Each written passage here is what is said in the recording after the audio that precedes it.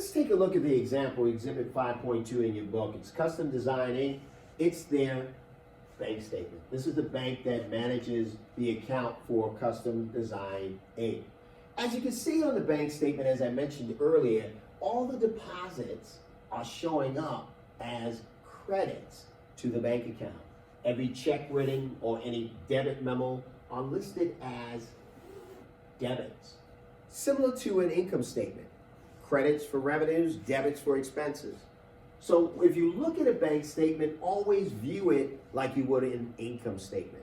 Whereas on the book side, you debit cash to increase, you credit cash to decrease. Understand the difference, the comparison. On the bank statement, any increase in cash shows up as a credit, any decrease in cash shows up as a debit. On the book side, on your ledger account side, in your book accounting, you are recording increases to cash as a debit. You are recording decreases to cash as a credit, just the opposite. All right, keep that in mind. So as we review this statement, we're first going to scan it. We're going to look at it, and then we're going to compare it to the books. When we compare it to the books, we want to make sure that all of these checks that are flow through here on our books. We see here there's a debit memo, all right? We also see there's a credit memo and credit memo for interest. So we got a couple of things here that, such as these credit memos and this debit memo and this other debit memo that we know should probably not be on here. The other thing, as we look on our books, we want to look for deposits that are in transit, meaning deposits that are on our books that haven't made it here yet, and outstanding checks. These are checks that we wrote on our books that haven't cleared in the debit column on the bank statement yet. Keeping that in mind, looking at our layout here, we can now look at this problem in some more detail. So let's kind of get a little gist of what the problem is saying. So the problem says we got Custom Design Inc. for the month ended April 30th. This is the bank statement for that same period, April 1st to the April 30th. And now we're going to look at some things. On ledger, our book balance per the book depositors records is 28,023.14. That's what's on our books. The ledger account is our books. All right? You know that's true because when you look at the April 30th bank statement, that number of 28,023 is not there. The bank statement shows 25,813.88. That's the bank balance at April 30th. Our book balance shows 28,023.14. So we're starting out at this point in our chapter with that book balance. It also says the bank statement for the month ended April 30th is provided below. Note, we became aware regarding all bank statement debit memos and credit memos when we got the statement at the end of the month. You won't know that until you look at the statement. Let's look at the two other pieces of information. Custom Design made a $4,000 deposit of cash receipts on April 30th during early evening hours. Therefore, that $4,000, if you look, didn't make the bank statement. Let's scan for it. Do we see a $4,000 deposit? Absolutely not. The next item, number 4, it says the following checks recorded in the depositor's record had not been cleared by the bank. 1547 written for 100, 1544 written for 800, 1555 written for 100, 1556 written for 283, and 1557 written for 101.16. These are checks. If you scan through your checks that have cleared the bank, you will not see these checks or these check numbers or these amount on your bank statement. So you know those are outstanding checks. Finally, it says Custom Designs wrote a check for number 1545 for $12.75 for consulting expenses. However, the company, not the bank, the company, not the bank, the company erroneously recorded the check for $10.75 in the ledger. So guess who's going to have to make an adjusting entry?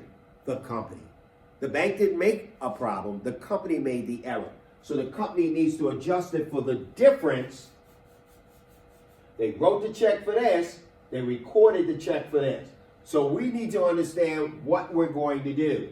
We wrote the check for $12.75. However, the company erroneously recorded the check for $10.75. So we didn't take enough money out of our books. So that difference of $270 now we have to deduct from our book balance to make this reconciliation work. Based on the following, let's look at the bank reconciliation for this company. Now, according to our layout, we first start out with the balance per the bank statement. As you can see, the balance per the bank statement is $25,813.88. Where did I get that from? I got that from the bank statement, $25,813.88, which is the balance per the bank statement. Now I'm going to add the deposits in transit. According to item number 3, I believe, in this problem, it indicated, well, it said that there was $4,000 in transit because we recorded it on our books. It wasn't on the bank statement. We come up with a subtotal of $29,813.88. The next thing that we're going to do, according to us, is subtract outstanding checks. We're going to list all of those outstanding checks that were listed in item number 4, and we're going to total them all up, which total $1384.16. These are all the itemized checks that are in item 4 above, $1384. We now take our subtotal, subtract out that, and we get our adjusted bank balance of $28,429.72. That's the number we need to hit. That's the number our adjusted book balance needs to hit. Let's go. Then we're going to start out with our depositors' books. That was item number 1. We're going to add the collection, the credit memo on the bank statement. There were 2 of those, 2 credit memos.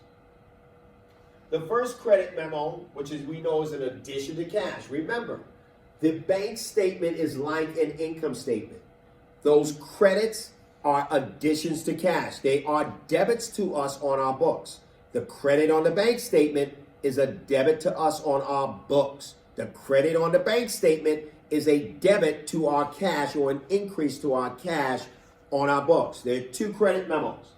These 2 credit memos that are listed here, one for $1,000, one for $36.58, we now need to add back to our book balance. We now need to add them back to our book balance. We get a subtotal. Now we're going to look at all bank charges and debit memos and our error. All right? Let's look at our debit memos. We have a debit memo for Mr. Jones of $410, and then we have a check printing charge of $20. We're going to show those 2 here as debit memos. Now we have that adjustment. I said $275. It should be a $200 difference. We now have to deduct an extra $200 for the difference in the check. That $200 difference now gets added up to all of our deductions, and bingo, presto, chango, we have our bank balance equaling our book balance. That's how you reconcile. You use this format in this manner, and you can reconcile any bank account to your book balance. Very easy process, very easy to do. We'll assign you one for homework that you can work on yourself. But remember now, final step is you have to show adjusting entries. Adjusting entries are not made for the adjustments to the bank balance. They're only made to the adjustments to the book balance. So only these items will be adjusting entries. Let's take, for example, our collection of the note receivable. Here, we're going to debit cash and we're going to credit notes receivable. They collected on a note. We're going to debit cash and credit notes receivable. The next one we look at as an adjustment to our books, we're going to look at the $36.58, which was interest. So we're going to debit cash and credit interest revenue. The next one was a bank service charge of $20. We're going to debit either bank charges or miscellaneous expense and credit cash. The next one is the account receivable or the NSF check return.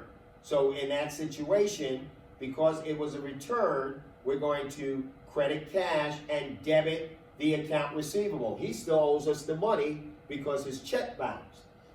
The next one is for consulting, that $200 difference. We're going to increase consulting expense and credit cash.